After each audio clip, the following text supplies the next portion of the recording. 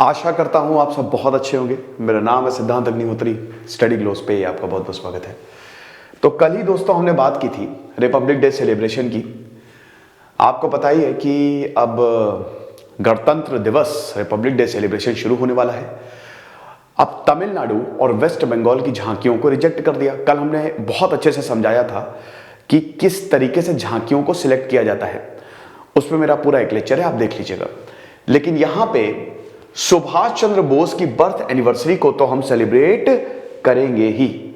ये बिल्कुल आप मान के चलिए कि सुभाष चंद्र बोस की बर्थ एनिवर्सरी के बाद ही 23 जनवरी को, जो कि पराक्रम दिवस भी जिसको मनाया जाता है, उसके बाद ही रिपब्लिक डे शुरू होगा। लेकिन आप ये समझने की गलती मत करिएगा कि ममता बनर्जी यानी कि वेस्ट बंगाल की झांकी को हरी झंडी दे दी गई है, उसको रिजेक्ट कर दिया है। ठीक है ना, तो ये चीज है। अब रिपब्लिक डे परेड जो है ये शुरू होगी half an hour later than this year.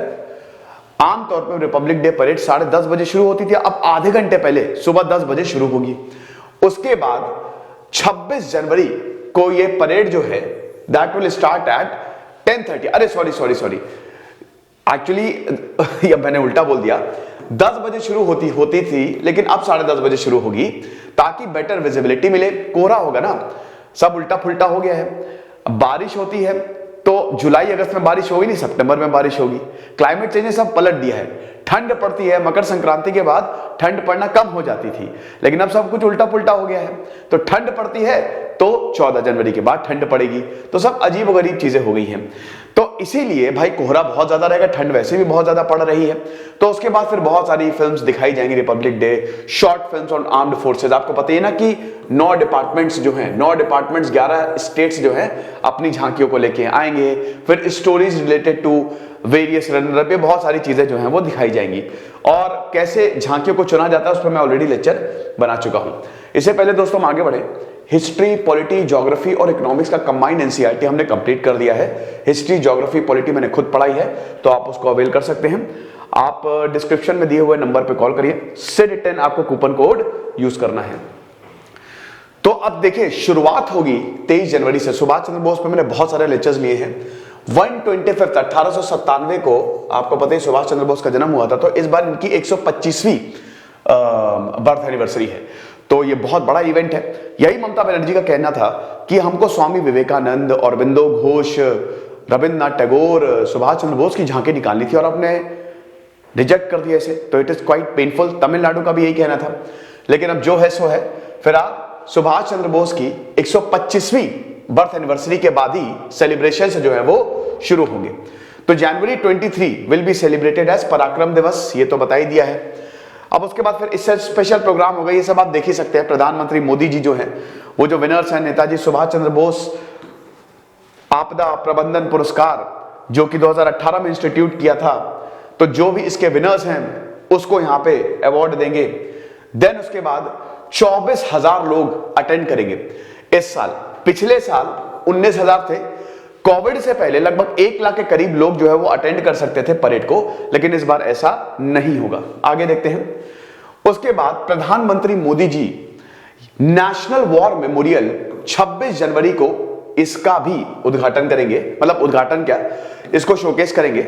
और उसमें cadets from the national cadet corps they will visit and provide a plaque of gratitude to the next kin of around 5,000 soldiers who have made the supreme sacrifice for the nation and have their names mentioned in the national war memorial।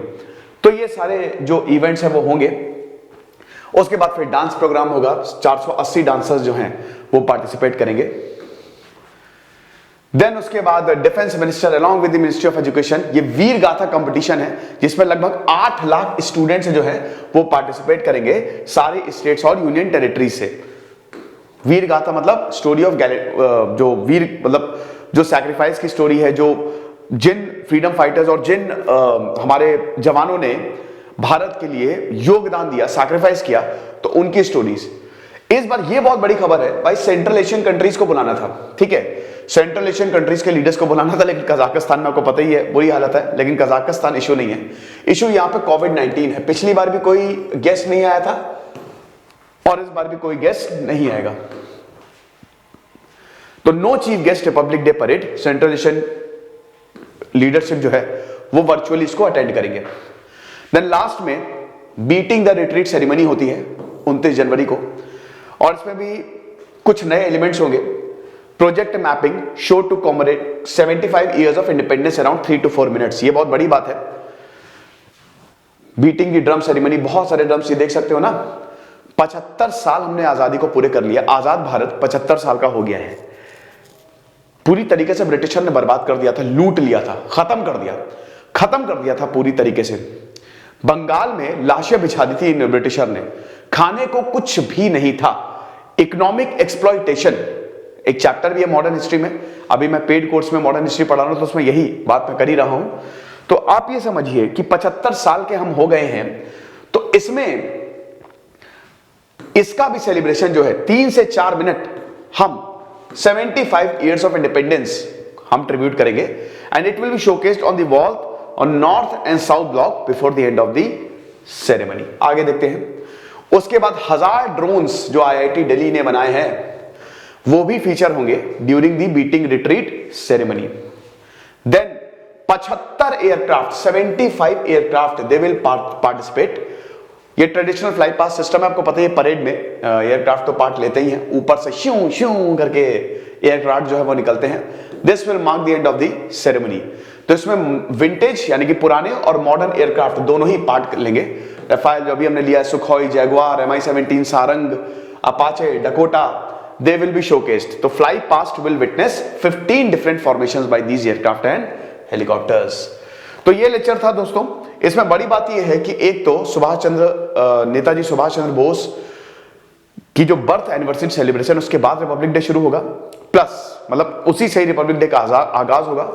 क्योंकि देखिए लोगों को तो वो वैसे भी जो मोदी सरकार है वो नाराज नहीं करना चाहिए, लेकिन मेरे हिसाब से पर्सनली मेरे हिसाब से बंगाल की झांकी को जगह देनी चाहिए थी। ये अच्छा डिसीजन नहीं है। मतलब मैं तो बहुत ज्यादा दुखी हूं। अब जो है सो है, फिलहाल अभी देखेंगे क्या होता है, और उसके बाद ये पूरा प्रोग्राम है। और हाँ, दूसरी न्यूज ये है कि कोई चीफ गेस्ट इस बार नहीं आएगा, जो भी आएंगे वो वर्चुअली आएंगे।